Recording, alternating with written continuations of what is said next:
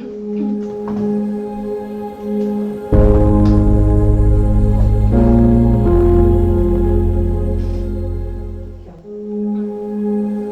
everyone. Good morning. Oh my God, guys, serious? Good morning, everyone. Good morning. Much better. I feel like a teacher now. Everyone did their homework. Thank you, everyone, for coming. We're very happy to see you guys here. So today the lecture is going to be done by our friend Marcio, and it's going to be about suicide. But before we start that, Marco is going to do the initial reading and the prayer for us.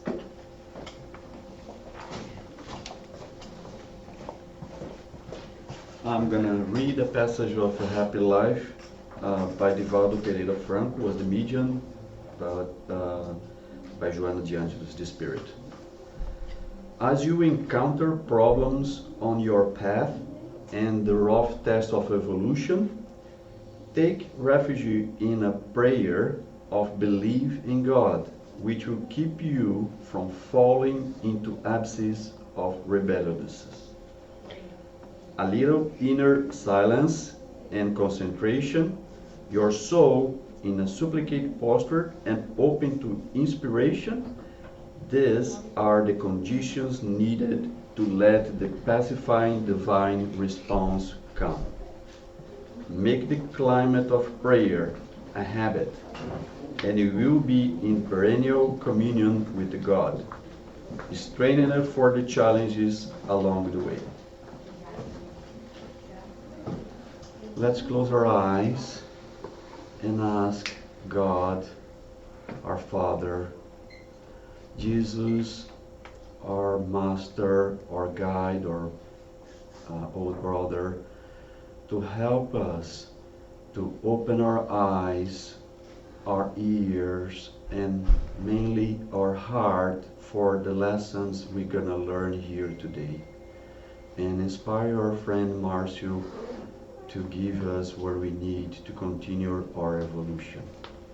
Thank you, and so be it. Marcio?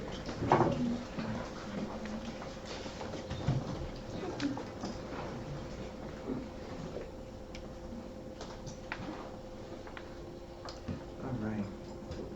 Good morning, everyone. Good morning. Pleasure to have all of you here. It's a pleasure to be here today. So, we're going to talk about the illusion of suicide today. And when I start doing this and prepare myself, oh my God, it will be so hard to talk about it. What I'm going to have to say. And interesting enough, there is a lot of information in Kardec's book. Most of what I brought here is all in Kardec and in specific chapters talking about it. And I also thought, like, it's a Sunday, summer, how can I make this light, And the reality is, it's not that easy to talk about it, And as I start to search for information about it, I understand how important it is for us to talk about it. I feel like we kind of make this a kind of a taboo, right? That we shouldn't be talking about. We hide when we know someone that is going through a hardship. We hide from ourselves, when we have those feelings. And I thought, oh my God, this is such an important topic that we should be talking about this for the entire month, for multiple times during the year, right? And it's interesting enough, there is a lot of mental health conversations happening these days everywhere, right? Especially here in Canada, we have, I think it was in February, right, that we have the Bell Talk or whatever, that people were talking about mental health all the time. So it changed my mind preparing for this lecture about this topic and how important it is. And I learned it from the World Health Organization that suicide is the second leading cause of death among 15 to 29 years old. So a lot of our young people, committing suicide these days. And it's close to 8,000 people die by suicide every year. It's one death every second. So through this meeting, this 1 hour that we're going to be here together, 90 people will commit suicide right? It's a very, very, very sad reason for people taking their lives, right? And it's a lot. If we think about, they always say there are more deaths from suicide than from war and homicide together. So yeah, we have a lot of wars happening around the world. We have a lot of violence, right? Those coming from Brazil, we know what that means. But suicide is killing more people than these other things. Not that we should ignore everything else, right? That we shouldn't talk about the wars, but I think that we need to talk more about suicide and so what else we can do. What can we as a society do to help those going through for this hardship? Okay. So today that's what we're going to talk about. I brought I tried to summarize as much and organize as much as possible what do we have in Kardec's book.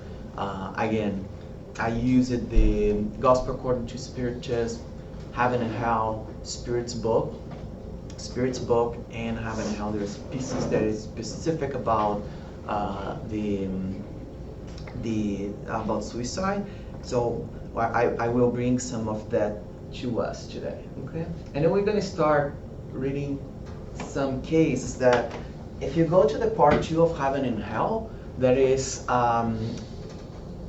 the kind of interviews that Kardec did with the spirits during mediumistic meetings, and there is a different kinds of spirits there. We have some spirits that are happy, some spirits not so happy, and there is one chapter that is about the suicide spirits. Okay, so I'm gonna read quickly before about this case here that Kardec summarized before starting the questions. Okay, so the suicide at the Samaritan.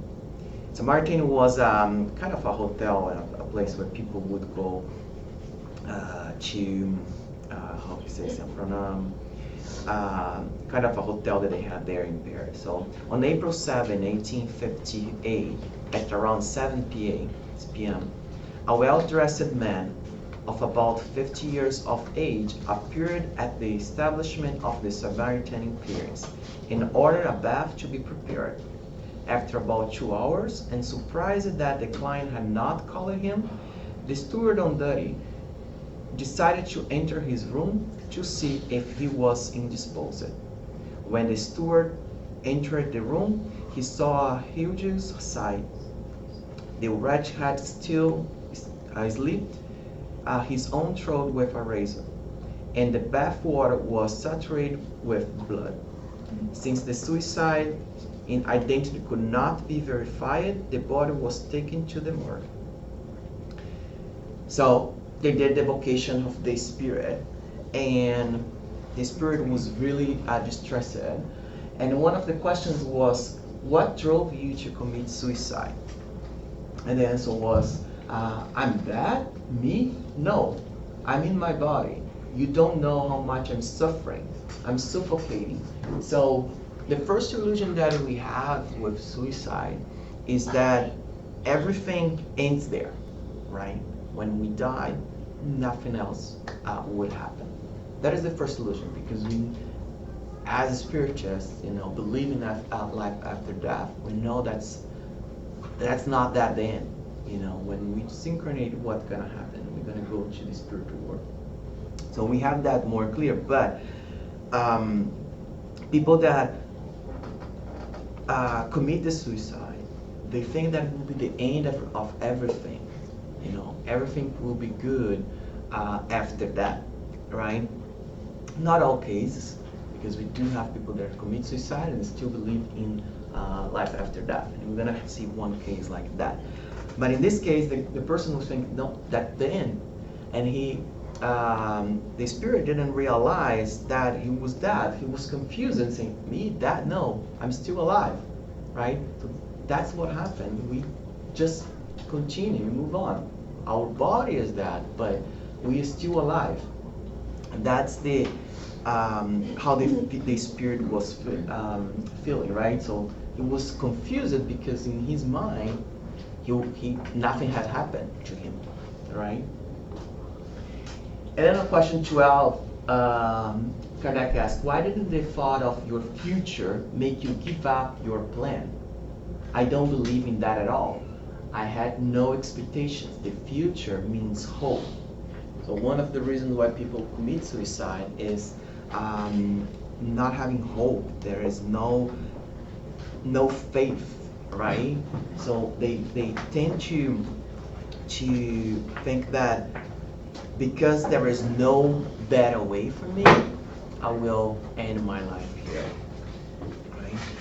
And that's the good thing about religions, right? There is everything in life has a purpose. Science has its purpose. Laws have its purpose, and then religion bring us this hope, right? Religions bring us this expectation that everything will be fine, right? So this is one thing that we should be thankful for being here today, right? Because this brings us the faith that something better will come later. And there is a question in the Spirit's book, question 943, that it asks, where does the dissatisfaction with life come from, which takes hold of some individuals without any plausible reason? And the answer is, it's the effect of illness, lack of faith, and necessity. For those who employ their faculties with a useful purpose and according to their natural aptitudes, labor has nothing bearing about it, and life flows by more quickly. They bear life's tribulations with patience and resignation because they look forward to the more solid and lasting happiness await them. So when we become unhappy, or we feel that, how he said, he had dissatisfaction about life, there's something missing, right? There is something that we are doing that the purpose of our lives has been lost somewhere, and that's what we need to look for again. You know, we need to use our lives to do something greater than just living a meaningful life, right? So what we are doing, that's what we should be asking ourselves. What am I doing to make this a better planet, right? So applying everything that we have in our lives towards that will give us the satisfaction that we expect. Okay. On question 15, Kardec asked, was the moment when your life ended painful, not as painful as afterward, because only my body suffered at the time. So here he starts to realize that, you know, he was not incarnated anymore, right? So he knew at this point that he already, his body suffered, you know, it may have hurt, whatever way that we kill ourselves. Well, maybe today we have easy ways to take our lives off, right? But that doesn't hurt, right? But the way that he disincarnated, probably that hurt a little bit. But it's not as great as the painful that he was feeling as a spirit, you know, and that pain comes from his own conscience, you know, think about regretting what he did and realizing that everything continues the same, right? And then after the evocation, Kardec and the Spirit Center asked to Saint Louis, the spirits, that this state always occurs in those who commit suicide, and the Saint Louis answers, yes. The suicide spirits remained connected to the body until the time his life was supposed to have ended otherwise. So if you also read André Louis' books, you're gonna remember that André explains that between the spirit and the incarnated body, there is this bright cord that connects the spirit, the pure spirit, to the body, right? So that connection is what makes our bodies move, right? So until that connection, we're supposed to keep connected until the right moment for us to disincarnate. And if through the suicide, that connection is still there, and the spirit, through the pure spirit, is still feeling whatever is happening to the body. Okay, It's not as the incarnated. The score is kind of break a little bit, but it's not as strength as the incarnated spirit. But that connection still remains, right? So it's in that through all that connection that the spirit could feel the pain in the body. Okay? So that's really important for us to keep in mind, how painful could be through the suicide, right? And we think that, as a spirit, we wouldn't feel anything, but the reality is that, yeah, we do. But the difference is that it's not a physical pain. It will be more a moral pain. Like when we do something wrong, and the moment we realize all that energy that brings to our hearts, we feel that. We can feel the remorse of doing that. So that's what happened to the spirit. Okay. The next one is the Father and the conscript. Let me read the summary of it quickly. At the beginning of the war with Italy in 1859, a Paris businessman and father, held in high esteem by all his neighbors, had a son who was drafted into the military. Since he could not exempt his son from the service due to his social position, the idea occurred to him to commit suicide in order to exempt the youth man to the sole survived son of a widow. 1 year later, he was evoked at the Parisian society at the request of a person who had known him. So this father, in despair, think that his kid would die in the war, decided to take his life, right? He thought that with that, his kid, because he would be the only man in the family, he would not go to the war, and he would spare his life, right? And Kardec asks, you said you were suffering, and there is no doubt that you erred in committing suicide. However, hasn't the reason why you did it brought you any indulgence?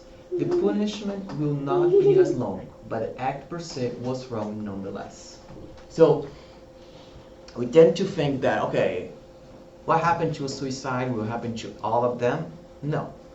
Each case is a case. The life, the reasons, the whatever did during life, etc.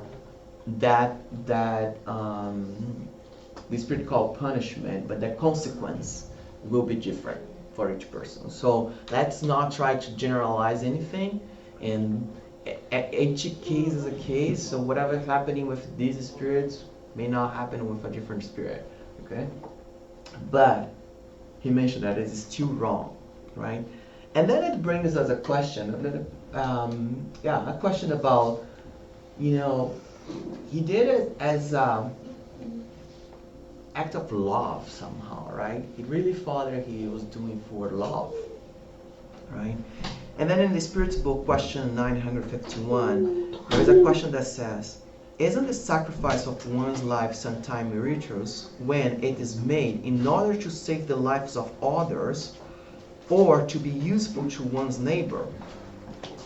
And then the answer from the Spirit says, in accordance with such intentions, it is sublime, and such a sacrifice of life is therefore not a suicide. However, God opposes a meaningless sacrifice and cannot look upon it with pleasure if it is tarnished by pride. A sacrifice is not meritorious unless it is selfless.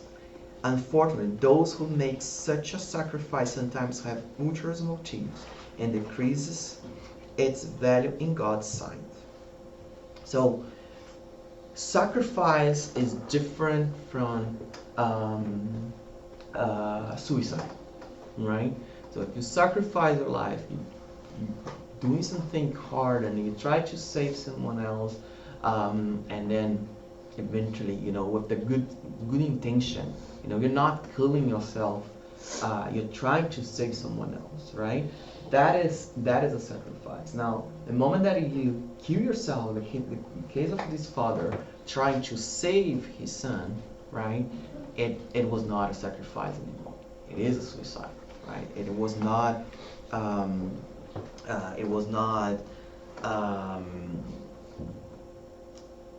There is not a real a good mean doing that. Okay. Then Kardec also asked, did you commit suicide solely to exempt your son, or where were other reasons? I was completely led by parental love, through though wrongly so. And then later he asks to the Saint Louis Spirit, would you give us your personal appraisal about the Spirit whom we have just evoked? And he said, the Spirit suffering justly, for he lacked trust in God. And that's one thing that we always, not always, we do sometimes, right? We don't trust God. We tend to think that we know better. We think that we know what's the right thing to do, better than God, and then we try to go through different ways of dealing with the difficulties that we have in life, right? So in this case, who knows? The son could have gone to the war and survived it. Everything could be fine. He went back home with his parents and lived his life as it's supposed to be, right? Or not. Maybe the kid would die, but that was what is meant to him, right? It was his time. He didn't need to go to the entire incarnation, right? And we never know. We need to trust that God knows better, and just be happy with that. As hard as it can be. I know it's not a simple thing that God knows better, so whatever, right? It's not that. We're gonna be sad. We're gonna be suffering, but it's how we suffer, right? I always mention in my lecture that I love this passage on the Gospel according to Spiritist. There is I think it's chapter 5, that said, suffering badly or well. So you decide how you're going to suffer. I recommend everybody to read that, because it gives us the strength to understand how to suffer, because that's going to happen. Right? And to comment about the parental love, in the Spirit's book, question 890, it says, it's maternal love a virtue or is an instinct sentiment? It is both. Nature has endowed the mother with love towards her children in the interest of their preservation. So this is more this kind of instinctive sentiment, right? Instinctive love, which this father wants just to preserve his kid, right? Nothing else. Was not a rational love. It was totally like any other animal would do, right? So it's very primitive type of love. It's still love, but we need to evolve this love, right? We cannot still love in the primitive way. We need to put some trust in God, some ration in our way of loving. Okay. And then the third case that I want to bring to you guys is this mother and son. Let me quickly read the introduction for the case. In March of 1865, Mr. C, a business... Oh no, that's right. In March 1865, Mr. C, a businessman in a small town close to Paris, had at home his seriously ill 21-year-old son. Sensing that his time had come, this young man called to his mother and still had enough strength left to embrace her. Sobbing, she said to him, "God, go ahead of me, my son, for I won't be long in following you." Having said that, she left the room. hide her face in her hands. The persons who witnessed this concrete scene thought Mrs. C. words were a simple outburst of grief that time and reason would dispel. After the young man died, they first searched for her throughout the house and then found she had hanged herself in the bath. Both mother and son were buried at the same time. So she committed suicide just after her son has passed away. And remember that I said that, sometimes the lack of believing in spiritual world, in this life after death, would let people do suicide. In this case, she thought that she would see her son again in the spirit world. So she believed in the life after death, and she thought that she would be with him just because she took her life away. And that's not really what happened. They evocated both the son and the mother. The first thing, when they talked to the son, they asked, "Do you know that your mother committed suicide out of despair over losing you?" And then the spirit answered, "Yes. And were it not for the sorrow her fatal decision has caused me, I would be perfectly happy." Poor, excellent mother. So he would be much happier, right, if that didn't happen. Because in the moment of the vocation, he knew that it was his time. That it was what had to happen to him, right? It was the best for the entire family, but his mother didn't. So he was now suffering for his mother, right? And then when they evocate the mother, she said, "I want to see my son. Do you have the power to deliver him to me? They are so cruel." And then she says, "No, God is not just. He's not a God for mothers, for he does not understand their pain and desperation." How many times we say that, right? Where is God? Why God is not helping me, right? So she, again, similar to the father, she didn't trust that God knew better, right? In the Spirit book, again, question 956, there is a question that says, "Do those who cannot bear the loss of loved ones and kill themselves in the hope of rejoining them accomplish their objective?" And the answer for the Spirit says, "The result for them is much different than what they hoped for. Instead of being reunited with the object of their affection, they keep themselves away from them even longer because God cannot reward an act of words. An insult will demonstrate distrust in divine providence. They will pay for the moment of insanity with afflictions even greater than those they wish to shorten. And they will not have the compensation they hoped for." So another illusion, right? That if I take my life, I would be closer to people that I love that are already disincarnated. That's not gonna happen. You're gonna suffer that time until it's the moment to get reunited again, right? So another thing that we need to keep in mind that it's not because we have religion in our lives, we are not going through desperation. We not have people that are believing religions will not commit suicide. That's not true.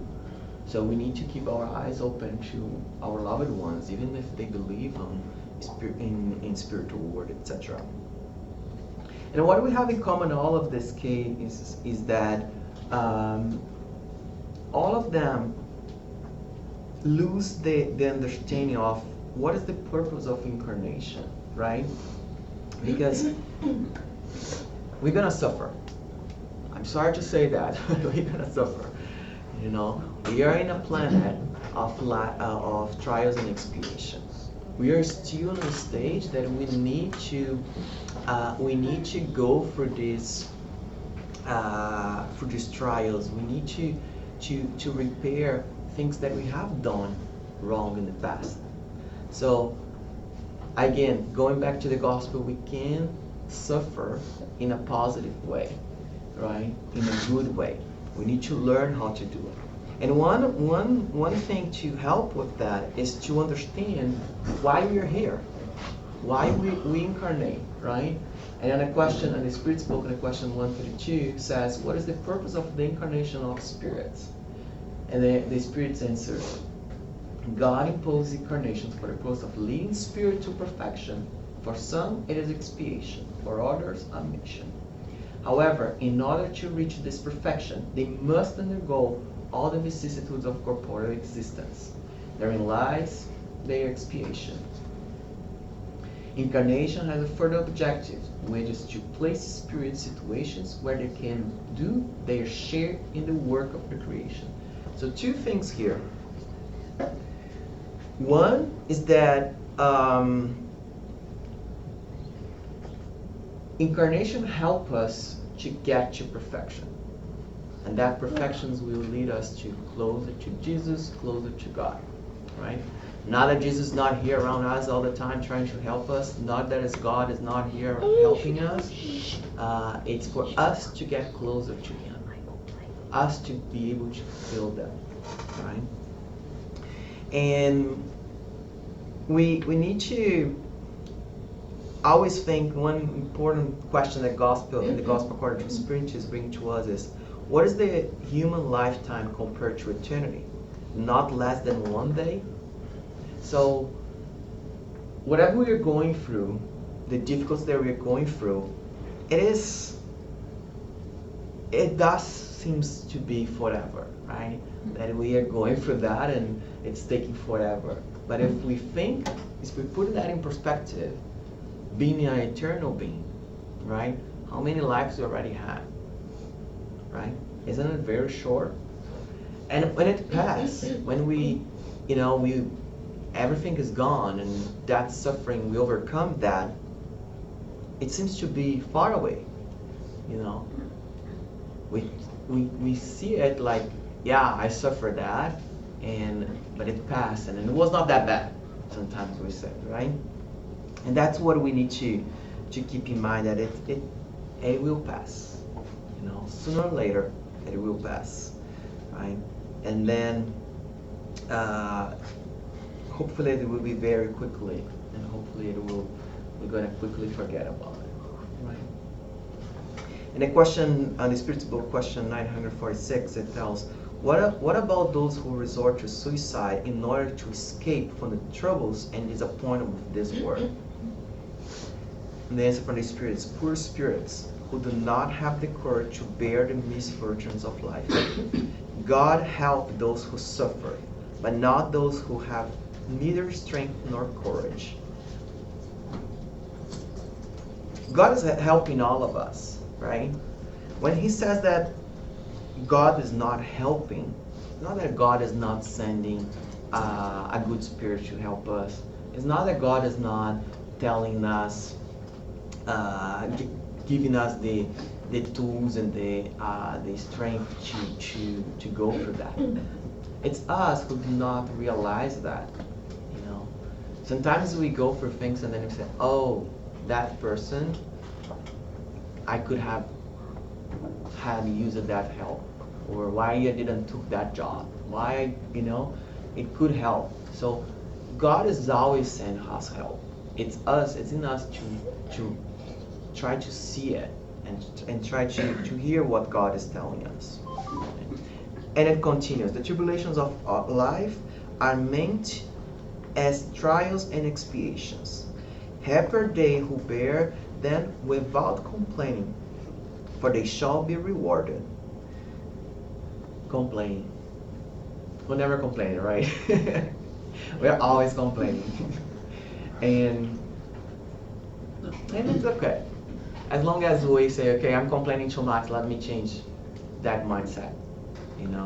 We're not perfect. Let's not lie to ourselves and say, yeah, I'm not complaining. Because we may not say, but in our minds we can be complaining, right? So it's for us to start to realize that. I feel like in the stage that we are, if we start realizing It's better than nothing, right? So we can go through all this pain, go through all this suffering in a positive way, try to not complain too much.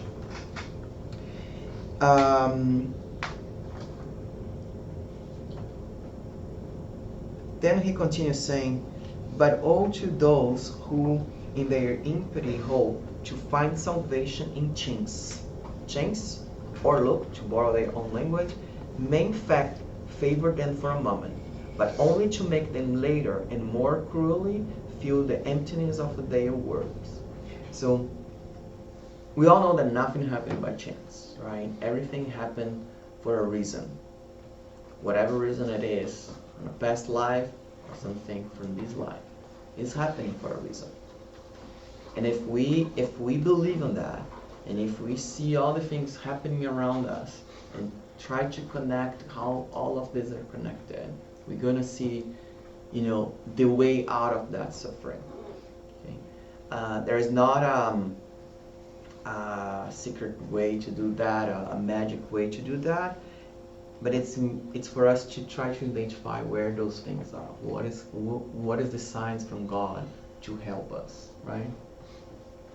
And to finish on the purpose of reincarnation, we cannot forget that we are here co-creating with God. God started everything, and He trusted in us to help this planet to be a better planet, to this universe to be a better universe. So, if we remember that in our lives, we also need to work hard to make this a better planet, it gives us a little bit more purpose, right?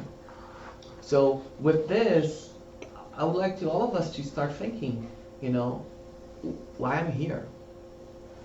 What are the things that I need to expiate to become more perfect, and what I'm here to help on the work of creation.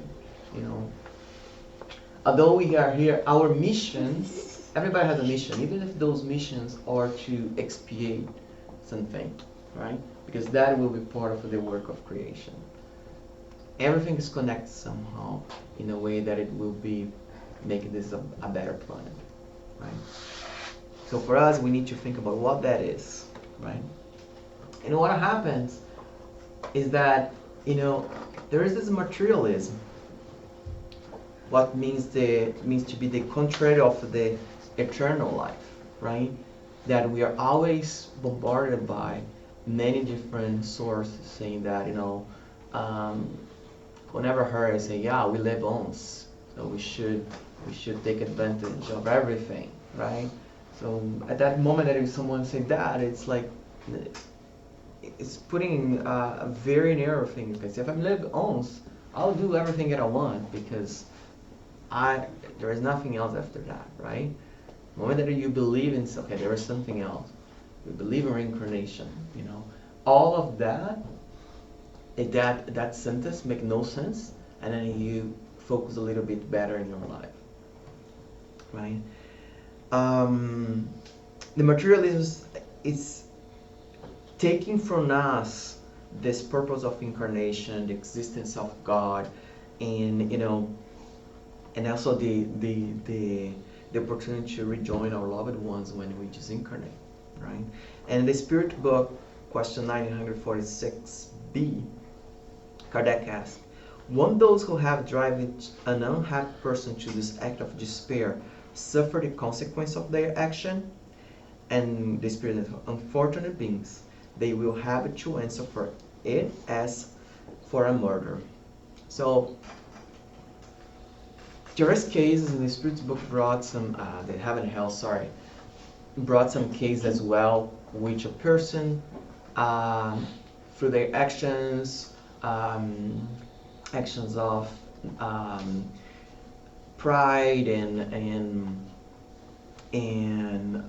selfishness, led other people to commit suicide, right? Words that we may say and things that we may do may get people depressed, and then and then commit a suicide. It doesn't take the responsibility of that person, because at the end, it's the person's choice to commit suicide, right? But it is our responsibility. There is a responsibility for that person who instigate the feeling to that other person, and we'll be responsible for that.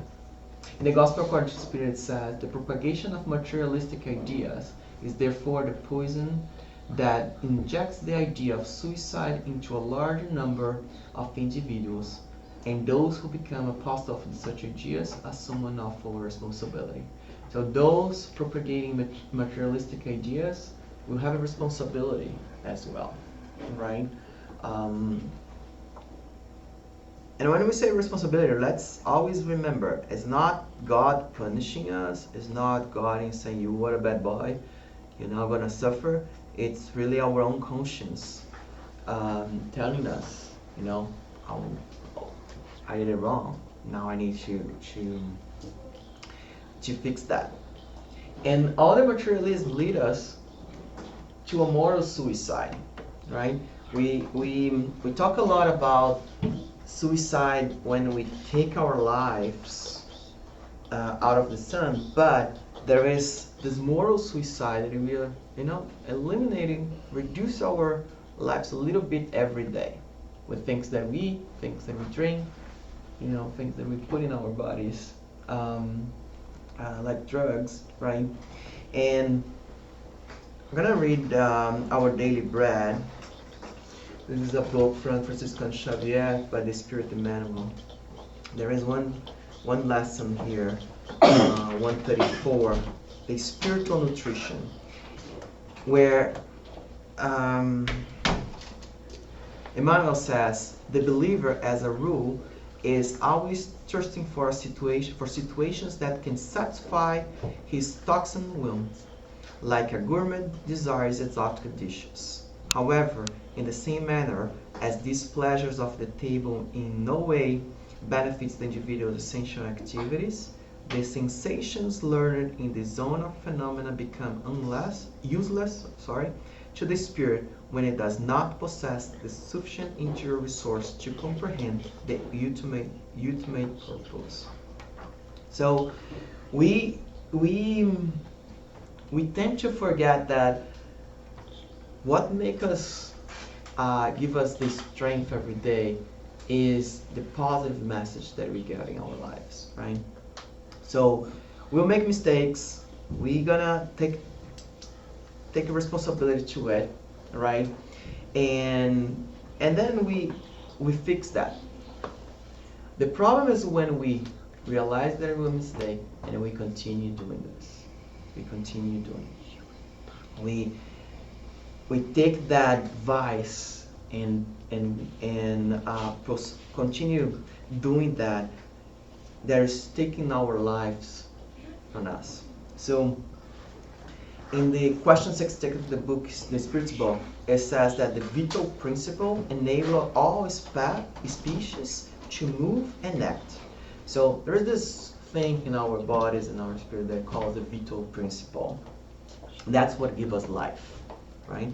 And the way that I thought that we can easily understand that is that this vital principle was like the gas in the car, right? As you use the car, you have the gas there, you will consume that vital principle until the moment that it's supposed to end, and then it's gone, right? Now, if you start to speed too much, you're going to spend more gas, right? Or if you don't, if you drive in a way that you can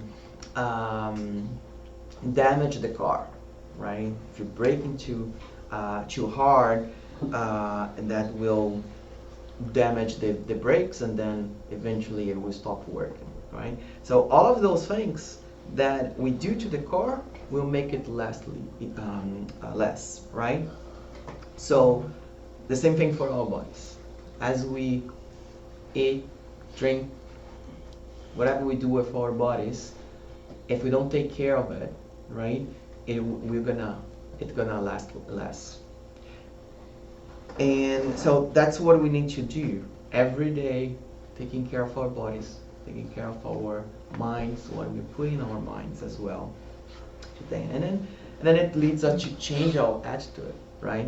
In the book Change Attitudes from Francisco de Espírito Santo Neto and Hamed, this book here that I don't have here with me, but we do have in our library, says taking full responsibility for everything that happened to us, including feelings and emotions, is a decisive step towards maturity and internal growth. So when he says take responsibility of feelings and emotions,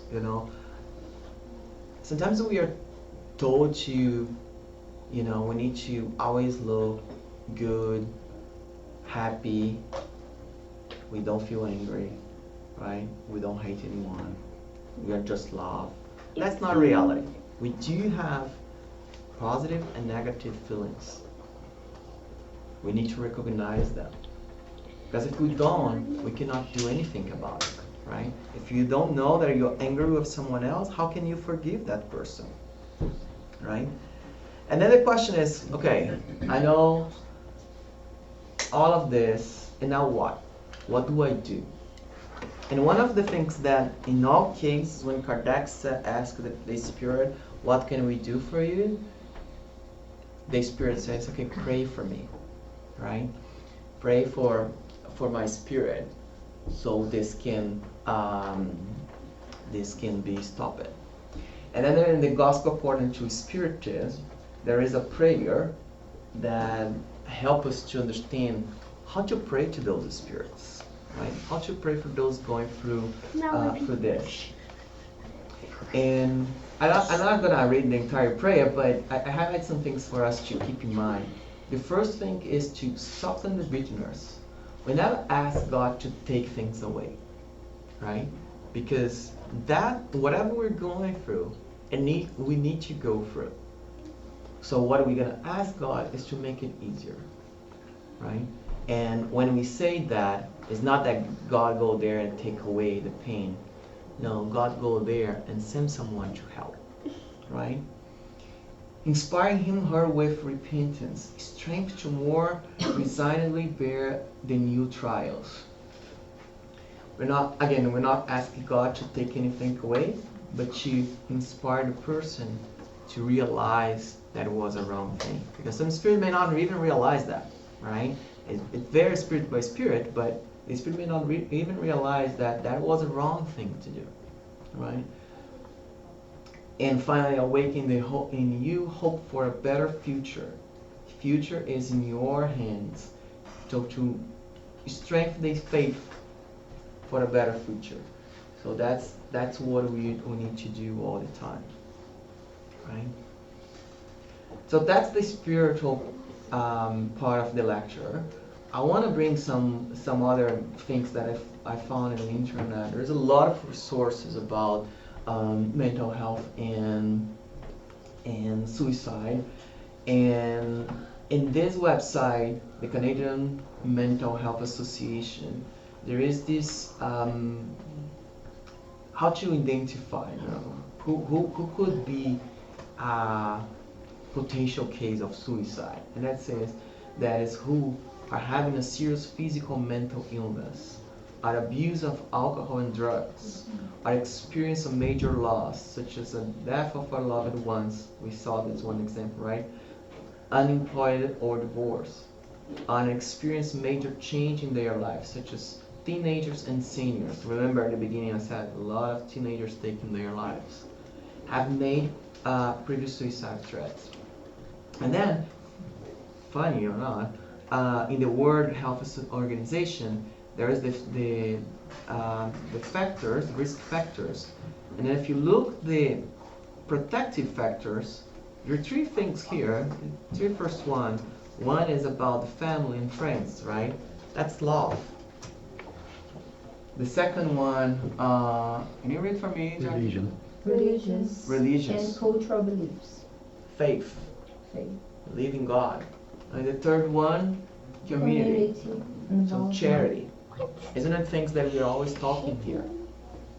right? So those things, love, faith, and charity, will help us to prevent from suicide, right? I'm not going through all of this, but these are some warning signs, right? So how can we identify them? Loss of interest in usual activities, feeling rejected, right? The first spirit, he didn't went through this today, but if you read the entire, all the questions, he thought that he was being rejected. He didn't felt loved by anyone, right? Talking about death or waiting to die, or what else? Previous suicidal behaviors, give any prized possession to friends and family. So that there is the signs that something is wrong with that person. It's important for us to read this, from time to time. I had read this a year ago, I guess, in a training at work, and it was a good reminder going through this again, and again, this is in the Canadian Mental Health Association website.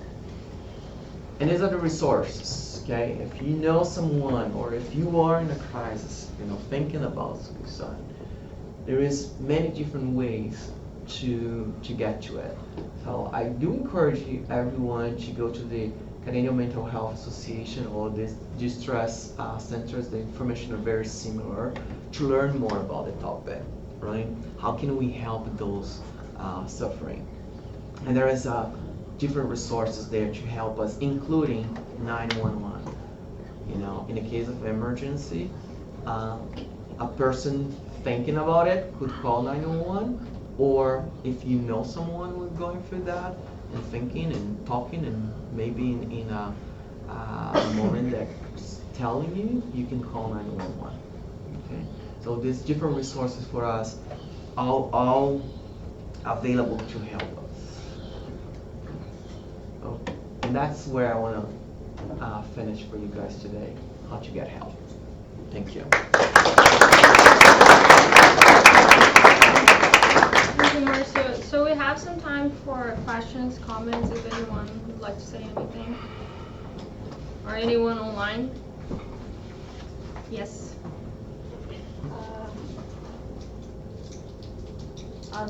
Is someone able to reincarnate if they die? Like if they take their own life? Suicide? Yeah, of course. Yes. We all will reincarnate because that's the way that we learn, right? And It's like through because lives. he was saying that the spirit feels everything after that. So like if you get cremated, do you feel that? Now, Can you repeat the question, please? Oh. so the question was, if this, how the spirit would feel if it would get cremated, right? If it's suicide, yes, it would feel. Okay, because you remember there's still the connection between the body and the spirit. What happened next? Honestly, I have to check. I'm not quite sure what happened because there is no body anymore, right? So how did that connection happen? But it is still feeling all and going through a lot of pain, until the right moment that it would disincarnate. So let's say that the spirit was supposed to disincarnate at 50 years old, and then because the suicide at 20 years old, it could take 30 years. If I did the math correct, 30 years. 30 years feeling that pain.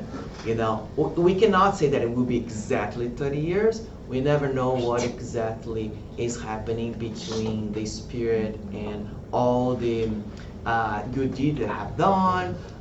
It's case by case. We cannot say exactly how many years it is, but it will go through a long period of suffering. And just one more, Sure. because I heard about moral. Umbral? Yeah. Do you because you if you're a bad person or if you commit suicide, you go there, right? So the question is if the suicide would go to Umbral. Umbral is a place that we create with our minds, you know, and so it's not because I commit suicide, I'll go to umbral. Umbral it's a much more generic term for every place that are groups of spirits vibrating in a low way. Okay, so there is in the book, The Memoirs of a Suicide, they have this place that is only suicided spirits that, because they have their mental connection, right, because of the suicide, they all go to the same place.